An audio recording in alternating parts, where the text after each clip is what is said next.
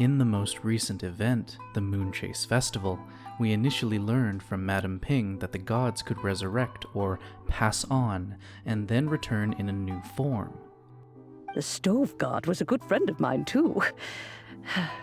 What a pity it is that the god is now gone both from the world and from people's memories. How could that happen? It is to everyone's regret that the Stove God passed. But gods cannot be fully destroyed, and we made a pact to wait until the land became fruitful once more. For perhaps the Stove God would then return, albeit in a new form. This is very interesting because this is the first time we've heard about the gods having this ability, unless it is only unique to the Stove God, which at this point in time I do not believe is the case. However, in Act 2, Madame Ping clarifies her statement and explains that Guoba, or the Stove God Marchosius, had sacrificed his power to keep the land from degrading due to the Archon War. Centuries later, disaster and plague arose once more. The Stove God would appear no longer, for he placed all of his power into the land itself to quell the calamities. His power expended, and his wits greatly reduced. Thus his body decreased in size. By the time he parted ways with us, he wasn't even the height of a human. So, it would appear that Marchosius did not actually die or change form, but rather he had shrunk in stature due to the loss of power.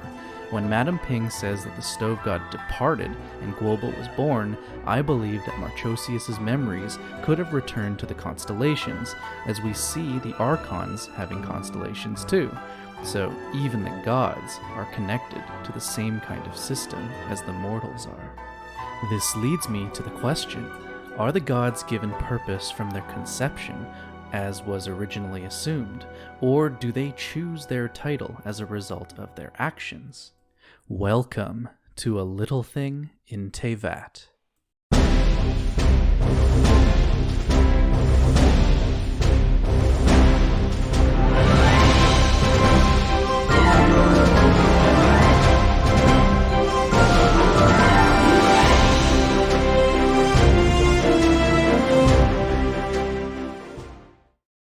The gods are an enigmatic group of beings that existed thousands of years ago, and some still do at present. Their forms range drastically, from different animals to humanoids to completely monstrous forms, and it is unclear if the term gods is just a blanket term for a non-human being. In the Chinese translation, the gods are known as demons, and their names all derive from the Ars Goetia, also known as the 72 Pillars or the Lemmageddon. It is a list of 72 demons that consistently appear among different literatures across different cultures, which leads credence to its legitimacy. Following this tradition, the Stove God is no different. His name is Marchosius, which is only one letter off from the demon in the Ars Goetia named Marchosius with an A instead of a U, who was a great and mighty Marquis of Hell. The only specific similarities that these two beings seem to have is that they can both spit fire out of their mouths. But what does the life of Marchosius tell us about the nature of the gods themselves? We must first make a very important assumption, and that is that the gods all exist under the same or similar set of rules, or per se heavenly principles. This is because at this point in time, all we know is that these powerful beings are called gods, but this title is an extremely general description, as all of the gods that we have encountered all appear to have different qualities. The only similarity appears to be that they are stronger than humans and are all referred to as gods. So, are the gods given their titles during their conception, or were they bestowed upon them the titles based on their actions? Effectively, I am asking what came first, the god or the title. According to Madame Ping's story that we see in-game, Marchosius does not appear to be the Stove God from conception, but is granted the title due to his actions brought about by his love for the people of Liyue. He would split into multiple bodies and assist the people in their need to more easily light their stoves and provide heat, as well as provide little baked goods for the people on their travels. He would also bestow upon the people recipes for different foods that would better suit their way of life. As a result of this, the people would refer to him as the stove god. This is interesting because we have been calling these gods alongside their titles as if these titles were an innate part of their being, but it would appear as though this may have been an oversight.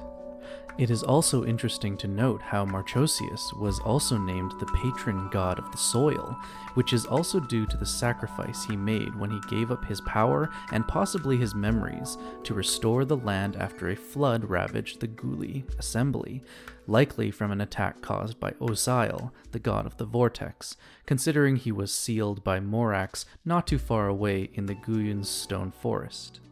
So this would prove that the gods are not connected to their titles innately, but rather they are given the titles by the humans or by other gods. This could definitely change the way we look at the other gods, that we have all assumed that these titles are part of their being, like Havria, the god of salt. In her story, she was murdered by one of her own followers for being too weak. The title God of Salt could actually have been given to her after her demise, since she possessed an artifact, a chalice that magically filled with salt, and the ability to turn areas of land into all salt. It's possible that she could have turned the land into other things, but because she used her power to create salt, the people would give her the title, the God of Salt.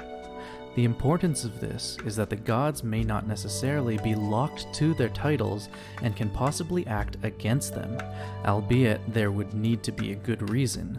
Zhongli, although the god of contracts, has already expressed how even he is willing to bend the rules of a strict contract. So I do not think that we can wholly rely on these titles to understand the gods as they appear to be immortal titles given to them. Even if they have an affinity to abiding by their titles, there's no guarantee that they will follow them even up until their demise. We should also recognize that there may be a difference between the gods that exist on Teyvat and the gods that exist in Celestia. As a result of this general nature of the word God, we cannot be sure if these two are different species of being. It is possible that the gods of Celestia could be bestowing the gods in Teyvat with their respective roles to play their part in Celestia's plot. But what do you think? Are the gods' titles innate to their being, or are they titles given to them by mortals because of some act that they continually perform? Do you think the gods are all of a similar species that take different corporeal forms? Or maybe they are fundamentally different and mortals have simply lumped them all together in the same category? And most important of all, do you think Zhang Ling is so powerful in game because she is utilizing the power of a god? If you enjoyed this video, do consider liking it and subscribe to the channel, and thank you for visiting the little things in Teyvat.